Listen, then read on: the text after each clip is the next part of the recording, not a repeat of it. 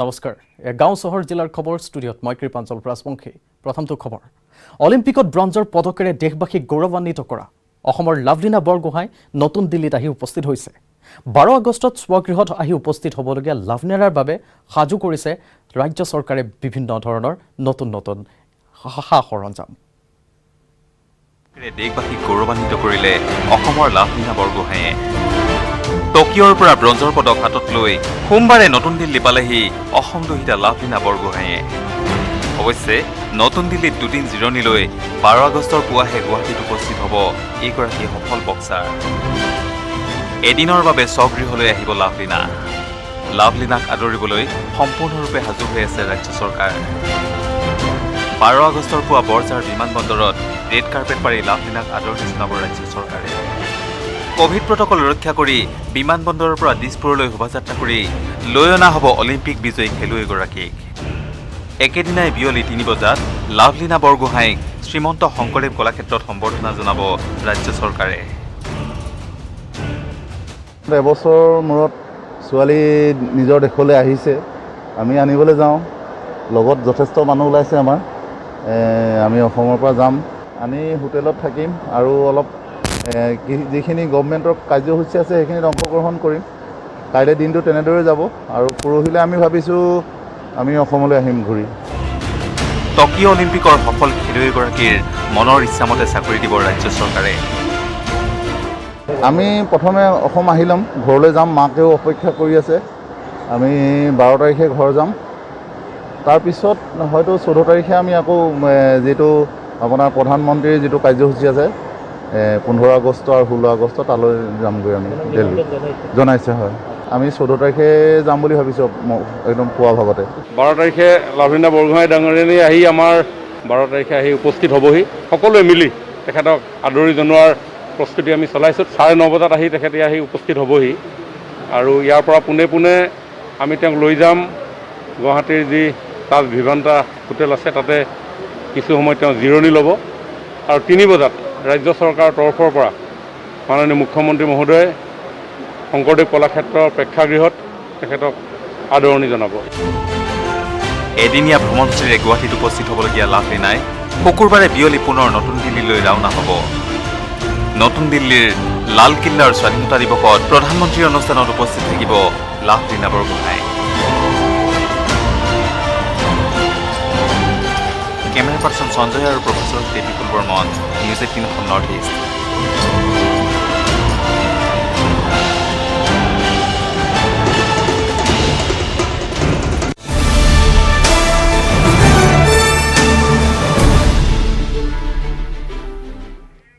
স্বদেশত ভৰি থলে অলিম্পিয়াডে দিল্লীত অলিম্পিকত পদক বিজয়ী খেলুৱৈসকলক উষ্ম আদৰণি জনাইছে অনুৰাগীসকলে ঢোলে ডগৰে আদৰণি জনাইছে খেলুৱৈসকলক স্বদেশত অসম কন্যা লাভলীনা বৰগোহাঁই নতুন দিল্লীত অলিম্পিয়ানক সম্বৰ্ধনা অনুষ্ঠান দৃশ্য দেখুৱাইছো স্বদেশত ভৰি থৈছে অলিম্পিয়ানে দিল্লীত অলিম্পিকত পদক বিজয়ী খেলুৱৈসকলক উষ্ম আদৰণি জনাইছে অনুৰাগীসকলে ঢোলে ডগৰে আদৰণি জনাইছে খেলুৱৈসকলক উপস্থিত হ'ল অসম কন্যা লাভলীনা বৰগোহাঁইও অলিম্পিয়ানক সম্বৰ্ধনাৰ বাবে দিল্লীত ব্যাপক আয়োজন গঢ়ি তোলা দেখিবলৈ পোৱা গৈছে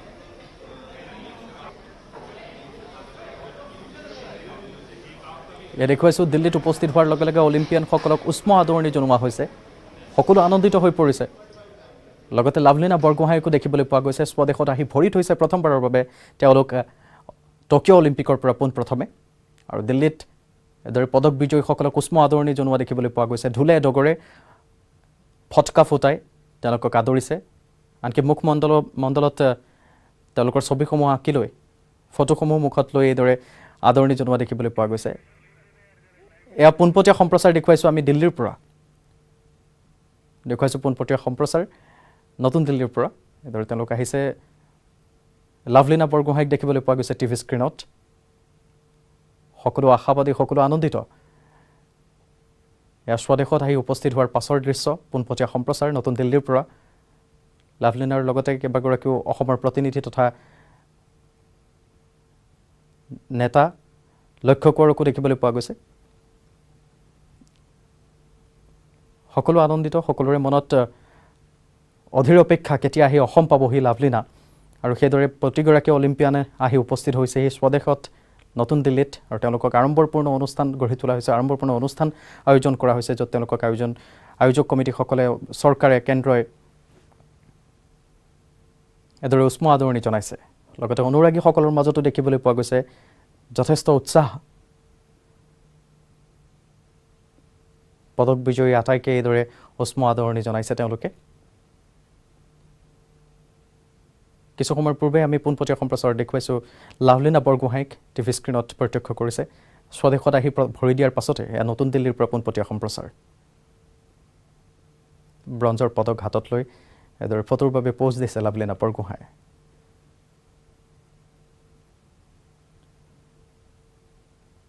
সকলো আনন্দিত সকলোৱে ফটোৰ বাবে পোজ দিছে আন অলিম্পিয়ানসকলৰ লগতে অসম জুৰি সুসন্তান লাভলীনা বৰগোহাঁইও আহি উপস্থিত হৈছেহি নতুন দিল্লীত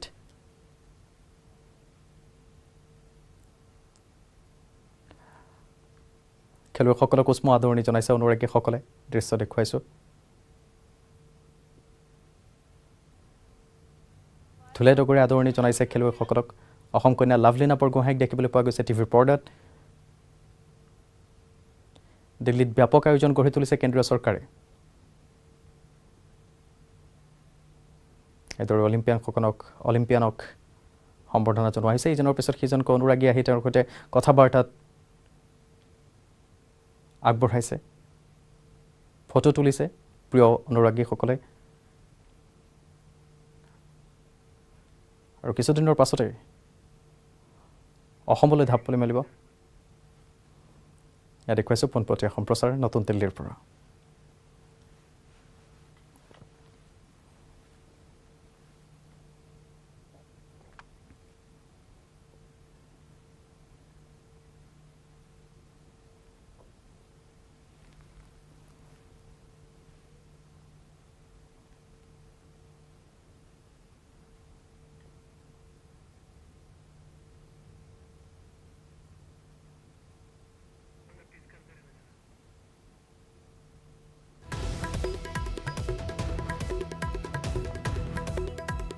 স্বদেশত ভৰি থলে অলিম্পিয়ানে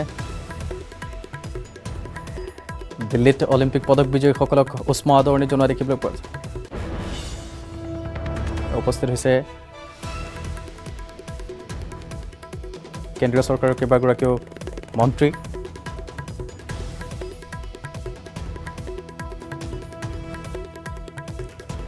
কিৰেণ ৰিজিজু আহি উপস্থিত হোৱা দেখিবলৈ পোৱা গৈছে মুহূৰ্তত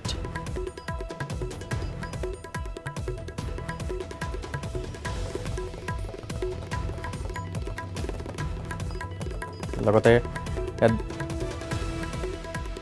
লাভলীনা বৰগোহাঁইক দেখিবলৈ পোৱা গৈছে টিভি স্ক্ৰীণত পোনপটীয়া সম্প্ৰচাৰত এয়া নতুন দিল্লীত আয়োজন কৰা হৈছে কেন্দ্ৰীয়ভাৱে অলিম্পিয়ানসকলক আদৰিবৰ বাবে উষ্ম আদৰণি জনোৱা হৈছে ধুলে ডগৰে আদৰণি জনাইছে খেলুৱৈসকলক উপস্থিত হৈছে অসম কন্যা লাভলীনা বৰগোহাঁইও অলিম্পিয়ানক সম্বৰ্ধনাৰ বাবে দিল্লীত এইদৰে ব্যাপক আয়োজন কৰা দেখিবলৈ পোৱা গৈছে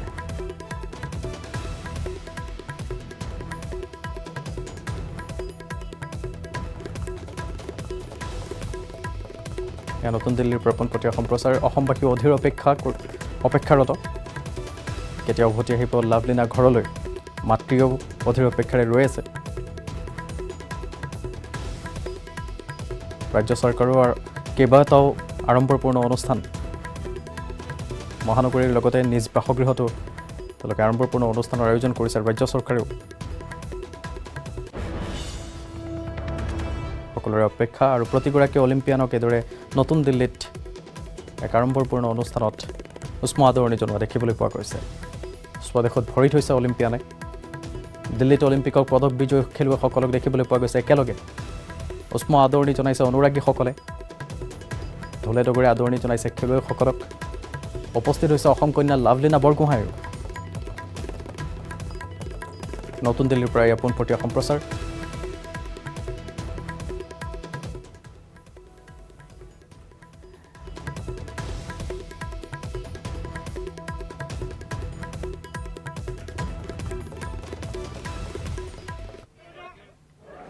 मेरा सपना था कि मैं मेडल जीत के इंडिया में आऊँ और आज बहुत अच्छा लग रहा है। इन 3 दिनों के बाद इंडिया आके सब लोगों को मिलके बहुत मतलब अच्छा लग रहा है। लवलीना, आपकी फैमिली से आपकी बात हुई, क्या खुशी है फैमिली? घर में भी सब बहुत खुश है। पापा भी आए हैं, अभी यहाँ से निकलते ही पापा को मिलूंगी। मेरा सपना था कि मैं मेडल जीत के इंडिया में आऊँ और आज बहुत अच्छा लग रहा है। इन 3 दिनों के बाद इंडिया आके सब लोगों को मिलके बहुत मतलब अच्छा लग रहा है। लवलीना, आपकी फैमिली से आपकी बात हुई, क्या खुशी है फैमिली? घर में भी सब बहुत खुश है। पापा भी आए हैं, अभी यहाँ से निकलते ही पापा को मिलूंगी।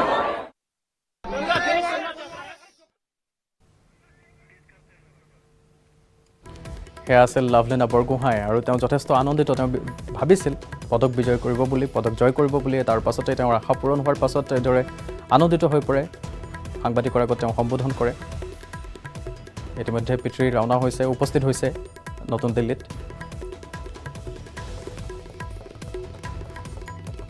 আৰু অধীৰ অপেক্ষাৰে ৰৈ আছে মাতৃও। অতি সোনকালেই জীয়ৰী উভতি অহাৰ আশা, অসমলৈ উভতি আহিব। নতুন দিল্লীৰ পৰা পোনপটীয়া সম্প্ৰচাৰ দেখুৱাইছোঁ।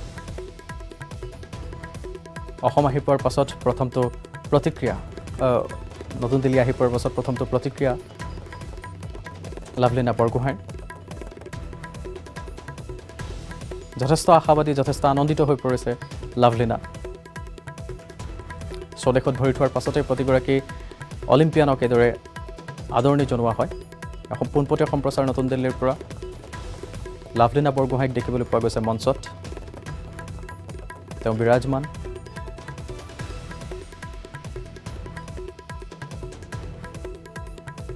এইদৰে স্বদেশত ভৰি থোৱা অলিম্পিয়ানসকলক উষ্ম আদৰণি জনোৱা হৈছে। দিল্লীত অলিম্পিকত পদক বিজয়ী খেলুৱৈসকল উপস্থিত হৈছে। খেলুৱৈসকলক উষ্ম আদৰণি জনাইছে অনুৰাগীসকলেও। ইজনৰ পিছত সিজনকৈ ছেলফি উঠাৰ লগতে কথা বাৰ্তাটো তেওঁলোক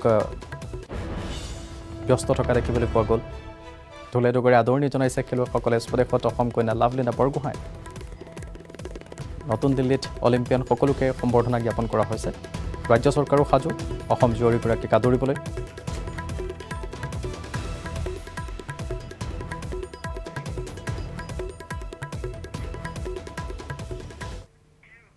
আৰু এইদৰে আমি পোনপটীয়া সম্প্ৰচাৰ দেখুৱাই থাকিম। কিন্তু গাঁও চহৰ জিলাৰ খবৰত সময় হৈছে এটা বাণিজ্যিক বিৰতিৰ। পুনৰ স্বাগতম। উপ নিৰ্বাচনক লৈ তৎপৰতা বাঢ়িছে বিৰোধীৰ। মহাজোঁটৰ মিত্ৰতাক লৈ এতিয়াও মিলা নাই অংক। বিজেপি বিৰোধী শক্তি একত্ৰীকৰণত ইটোৰ দলৰ সন্মুখত প্ৰত্যাহ্বান ৰূপে থিয় হৈছে আনটো দল। সন্মুখত উপ নিৰ্বাচন, মহাজোঁটৰ মিত্ৰতাক লৈ নিমিলা অংক। বিজেপিক ৰোধ কৰিবলৈ সাজু হৈছে বিৰোধী। কিন্তু বিজেপি বিৰোধী শক্তি একত্ৰীকৰণত এটা দলৰ সন্মুখত প্ৰত্যাহ্বান হৈ উঠিছে আন এটা দল। উপ নিৰ্বাচনত সকলো বিৰোধী শক্তি একত্ৰীকৰণৰ চেষ্টাত নামিছে ৰাইজৰ দলৰ সভাপতি তথা বিধায়ক অখিল গগৈ। কংগ্ৰেছ, ৰাইজৰ দল, জাতীয় পৰিষদ, CPIM আৰু আন আন দল একত্ৰিত হৈ নিৰ্বাচন খেলিব বিচাৰে যদিও অখিল গগৈয়ে বিৰোধী শক্তিৰ সৈতে ল'ব নিবিচাৰে AIDF-ক। অখিলৰ মত, বিজেপি যিদৰে সাম্প্ৰদায়িক, AIDF-ও সাম্প্ৰদায়িক। আমাৰ খালি প্ৰস্তাৱটো খুব স্পষ্ট যে আমি সাম্প্ৰদায়িক AIDF-ক লগত লৈ কেতিয়াও মহাজোঁটত থাকিব নোৱাৰোঁ। এই চৰ্ত যদি মানি লয় তেতিয়াহ'লে যিদিনাই মানি লয় সেইদিনাই আমি কংগ্ৰেছ দলৰ লগত আছোঁ। আৰু যদি সেই চৰ্ত মানি নলয় তেতিয়াহ'লে আমি মহাজোঁটত অংশগ্ৰহণ কৰিব নোৱাৰোঁ। কিন্তু তাৰ পাছতো আমি উপ নিৰ্বাচনত বিৰোধী দলবিলাকৰ এটা ঐক্যবদ্ধ প্ৰাৰ্থী, একোজনকৈ ঐক্যবদ্ধ প্ৰাৰ্থী কৰিব পাৰি নেকি, তাৰ কাৰণেও আমি প্ৰচেষ্টা অব্যাহত ৰাখিছোঁ। যদি বিজেপিক অসমৰ ৰাজনীতিৰ পৰা আঁতৰ কৰিব লাগে তেতিয়াহ'লে AIDF-ক আপোনালোকে বিদায় দিব লাগিব। যদি AIDF থাকে তেতিয়াহ'লে বিজেপি থাকিব, বিজেপি যদি থাকে তেতিয়াহ'লে AIDF থাকিব। সেইকাৰণে আমি AIDF-ক বিদায় দিয়াৰ কথা কৈছোঁ। মহাজোঁট সন্দৰ্ভত দেওবাৰে ৰাইজৰ দলৰ কাৰ্যালয়ত উপস্থিত হৈ ৰাইজৰ দলৰে আলোচনাত মিলিত হয় প্ৰদেশ কংগ্ৰেছৰ 2 কাৰ্যকৰী সভাপতি ৰাণা গোস্বামী আৰু জাকিৰ হুছেইন সিকদাৰ। আনহাতে কংগ্ৰেছৰ বিধায়িনী দলৰ বৈঠকৰ অন্তত বিৰোধী দলপতি দেৱব্ৰত শইকীয়াই ক'লে ৰাইজৰ দলৰ সৈতে মিত্ৰতা সন্দৰ্ভত বৰ বেছি আলোচনা হোৱা নাই। আলোচনাত স্থান পোৱা নাছিল AIDF-ৰ প্ৰসংগই। দেৱব্ৰত শইকীয়াই ক'লে AIDF-ৰে ভংগ হোৱা নাই কংগ্ৰেছৰ মিত্ৰতা। BPF-এও স্পষ্টকৈ কোৱা নাই মিত্ৰতা সন্দৰ্ভত। আনুষ্ঠানিক আলোচনা হোৱা নাই অসম জাতীয় পৰিষদৰ সৈতেও। আজি সেই বিষয়ত আলোচনা হৈছে, তেওঁলোকে কাম কৰাৰ একেলগে কৰিব পাৰি নেকি, এই কথাটো সভাপতিক জনাইছে, আমিও সেই বিষয়ে চিন্তা চৰ্চা কৰিম। তেওঁলোকে কৈছে যে কাম কৰাত তেওঁলোকৰ একেলগত কোনো অসুবিধা নাই, কিন্তু AIDFৰ লগত ৰাখিব নালাগিব। এই কণ্ডিশ্যনটোত এতিয়া চিন্তা কৰিব লাগিব সেই কথা, যে এনেকুৱা কণ্ডিশ্যন আগতেও আছিলে, কথাটো একেটাই হৈছেগৈ। গতিকে কি কৰিব পৰা যায় আগন্তুক সময়ত আৰু কিছু বাৰ আলোচনা হ'ব। আজি একো আজি এতিয়ালৈকে ইফালে মিত্ৰজোঁটত আউল সৃষ্টি কৰাৰ অভিযোগ তুলি অখিল গগৈক বিজেপিৰ এজেণ্ট বুলি সমালোচনা কৰিলে AIDFৰ জ্যেষ্ঠ বিধায়ক আমিনুল ইছলামে। আচলতে অখিল গগৈ এইটো কৈ আছে যে বিজেপিক বিদায় দিবলৈ AIDFক বিদায় দিব লাগিব। প্ৰকৃততে অখিল গগৈয়ে বিজেপিৰ শাসন চিৰস্থায়ী কৰাটো বিচাৰিছে। মহাজোঁট পুনৰ শক্তিশালী হৈ বিজেপিক উৎখাত কৰিব নোৱাৰে, তাৰ কাৰণে অখিল গগৈয়ে বিজেপিৰ চুতলিপিত গোপন এজেণ্ডাৰে তেওঁ মহাজোঁটত আউল লগাব বিচাৰিছে, যাতে অনাগত দিনত মহাজোঁট আৰু মহাজোঁট হৈ নাথাকে আৰু মহাজোঁট যাতে দুৰ্বল হৈ পৰে আৰু বিজেপিৰ শাসন যাতে চিৰস্থায়ী হয়, যাতে বিজেপিক ক্ষমতাৰ পৰা উৎখাত হ'ব নালাগে। বিজেপিৰ লগত গোপন বুজাবুজিৰে অখিল গগৈয়ে কাম কৰি আছে। লক্ষণীয়ভাৱে ইয়াৰ পূৰ্বে অখিল গগৈক মহাজোঁটলৈ আমন্ত্ৰণ জনাইছিল AIDFৰ সাধাৰণ সম্পাদক আমিনুল ইছলামে। বিপৰীত মেৰুত অৱস্থান কৰা ৰাইজৰ দল AIDFক একেলগ কৰি কংগ্ৰেছে মহাজোঁট গঠন কৰিব পাৰিবনে নোৱাৰে এয়া স্পষ্ট হোৱা নাই এতিয়াও। Bureau report, news 18 Assam north east. সীমা বিবাদক লৈ মুখ্যমন্ত্ৰী পৰ্যায়ত আলোচনা কৰাৰ 24 ঘণ্টাত নযাওঁতে মেঘালয়ে অসমৰ 1.5 কিলোমিটাৰ আগুৱাই আহি সীমা নিৰ্ধাৰণ কৰাৰ বিষয়টোক লৈ সোমবাৰে উত্তপ্ত হৈ উঠে অসম বিধানসভাৰ মজিয়া। বিৰোধী কংগ্ৰেছৰ বিধায়ক নুৰুল হুদাই সদনৰ সকলো কাৰ্যক্ৰমণিকা প্ৰত্যাহাৰ কৰি সীমা বিবাদক লৈ আলোচনাৰ দাবীৰে সভা স্থগিতৰ প্ৰস্তাৱ আনে যদিও অধ্যক্ষই অগ্ৰাহ্য কৰাত বিৰোধী বিধায়কসকলে সদন ত্যাগ কৰে। সীমা বিবাদক লৈ মুখ্যমন্ত্ৰী পৰ্যায়ত আলোচনা কৰাৰ 24 ঘণ্টা নযাওঁতেই মেঘালয়ে অসমৰ 1.5 কিলোমিটাৰ আগুৱাই আহি সীমা নিৰ্ধাৰণ কৰাৰ বিষয়টোক লৈ সোমবাৰে উত্তপ্ত হৈ উঠিল অসম বিধানসভাৰ মজিয়া। অসম বিধানসভাৰ মজিয়াত কংগ্ৰেছৰ বিধায়ক নুৰুল হুদাই সদনৰ আন কাৰ্যক্ৰমণিকাক বাদ দি সীমা বিবাদৰ বিষয়ক আলোচনা কৰাৰ দাবীত উত্থাপন কৰে সভা স্থগিতৰ প্ৰস্তাৱ। মুখ্যমন্ত্ৰী পৰ্যায়ৰ বৈঠকৰ 24 ঘণ্টাৰ পাছতে ওলোটা খৰ খুদ দিছপুৰৰ কাষতে মেঘালয়ৰ ভূমি দখল, এইটো ৰাজহুৱা স্বাৰ্থজড়িত আৰু অতি পক্ষপাতৰ অতি গুৰুত্বপূৰ্ণ ৰাজ্যখনৰ অখণ্ডতাৰ প্ৰতি ভাবুকি। গতিকে এই বিষয়টো সদনৰ বাকী কাম কাজখিনি কাটি কৰি থৈ আজি আলোচনাৰ কাৰণে ছাৰ আনিব লাগে। তাৰ কাৰণে আমি এখন সভাস্থগিত প্ৰস্তাৱ আপোনালৈ দাখিল কৰিছোঁ। নুৰুল হুদাই সভাস্থগিত প্ৰস্তাৱ অনাৰ লগে লগে সদনত বিৰোধী পক্ষই চৰকাৰক সমালোচনা কৰি সীমা বিবাদক লৈ আলোচনাৰ দাবী তোলে। একদম মোৰ ঘৰৰ সন্মুখত আপুনি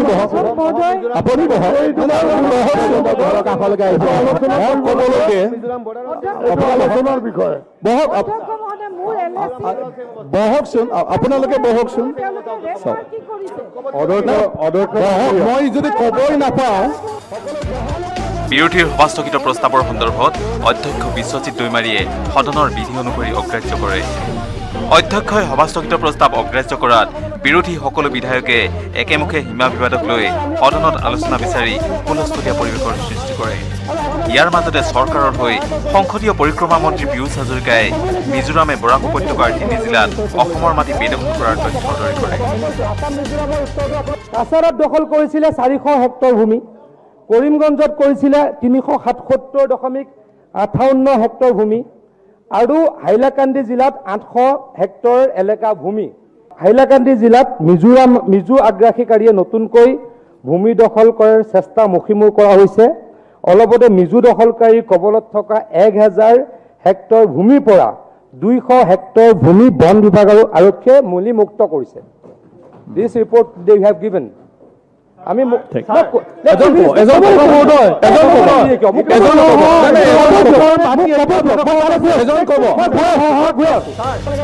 কিন্তু বিৰোধীয়ে সভাস্থগিত প্ৰস্তাৱক অগ্ৰাহ্য কৰাত সদনত উত্তপ্ত পৰিস্থিতিৰ সৃষ্টি হয়। বিৰোধী উপদলপতি ৰকিবুল হুছেইনে চৰকাৰৰ পৰা সীমা বিবাদক লৈ স্পষ্টীকৰণৰ দাবী কৰে। ইয়াতো আমি এনেকুৱা একো বিচৰা নাই। আজি যদি প্ৰশ্ন উত্তৰ এটাৰ আপোনাৰ উদাহৰণ দি যদি এই ক্ষেত্ৰত আমাক সদনক মিছলিড কৰে, তেতিয়া আমি নিশ্চয়কৈ অধ্যক্ষ মহোদয় এই ক্ষেত্ৰত আমি চিন্তা কৰিম আৰু আপুনি এটা ইনষ্ট্ৰাকশ্যন দিব লাগে যে আজি বিৰোধী পক্ষই আজি ৰাইজৰ হৈ যিটো কথা কৈছে সেই ক্ষেত্ৰত চৰকাৰ চিৰিয়াছ হওক আৰু চৰকাৰে এটা এই বিষয়ে ব্যৱস্থা গ্ৰহণ কৰক। বিৰোধী দলপতি দেৱব্ৰত শইকীয়াইও সভাস্থগিত প্ৰস্তাৱৰ সমৰ্থনত সীমা বিবাদক লৈ আলোচনা বিচাৰে। মুখ্যমন্ত্ৰী মহোদয়ে আলোচনা কৰিলে আমি ভাল পাইছোঁ মেঘালয়ৰ মুখ্যমন্ত্ৰীৰ লগত। কিবা গুৰুত্বপূৰ্ণ ঘটনা হ'লে ছাৰ আপুনি জানে পাৰ্লিয়ামেণ্টত আছিলে, এটা পাৰ্লিয়ামেণ্টত এনাউন্সমেণ্ট হয় চৰকাৰৰ ফালৰ পৰা যে আজি এনেকুৱা এটা কথা হ'ল। আমাৰ অসমৰ মুখ্যমন্ত্ৰীয়ে ঘোষণা কৰি আহিলে, তাৰপিছত ইয়াত ছাৰ তেখেতে 6 তাৰিখৰ দিনা পিছৰ বেলা আছেহি, কিন্তু আমাৰ লগত মেঘালয়ৰ কি কথা পাতিলে সেই কথাখিনি ছাৰ কোৱা হ'লে ভাল আছিল। কিন্তু সকলো আহ্বান তথা দাবীক অধ্যক্ষই অগ্ৰাহ্য কৰাত সকলো বিৰোধী সদস্যই প্ৰতিবাদ সাব্যস্ত কৰি সদন ত্যাগ কৰে। এই কাৰ্যক কঠোৰ ভাষাৰে সমালোচনা কৰে শাসকীয় পক্ষৰ জ্যেষ্ঠ বিধায়ক পদ্ম হাজৰিকাই। আমি চিৰিয়াছ, তেওঁলোকে যিটো ৰাজনৈতিক মাইলেজ ল'বৰ কাৰণে এই কাম কৰিছে আমি গৰিহণা দিছোঁ। এই কথা কি আমাৰ কি দায়িত্ব নাই? আমি যেতিয়া অপজিশ্যনত আছিলো তেতিয়া উল্লেখ কৰিছিলো, তেতিয়াৰ মুখ্যমন্ত্ৰী তৰুণ গগৈ ডাঙৰীয়া সেই কোৱাৰ্টাৰ দখল কৰিবলৈ আহিছিল। আজিও আমি কৈছো দায়বদ্ধতাৰে 1 ইঞ্চি মাটি আমি সকলো বিধায়কে অসমৰ মাটিক কোনেও হাত দিয়াটো সহ্য নকৰো। কেমেৰা পাৰ্চন প্ৰভাত সিং আৰু সঞ্জয় বৰাৰ সৈতে বিজয় Kumar Deka, news 18 Assam north east. গাঁও চহৰ জিলাৰ খবৰত খবৰ আৰু আছে এটা বাণিজ্যিক বিৰতিৰ সময়।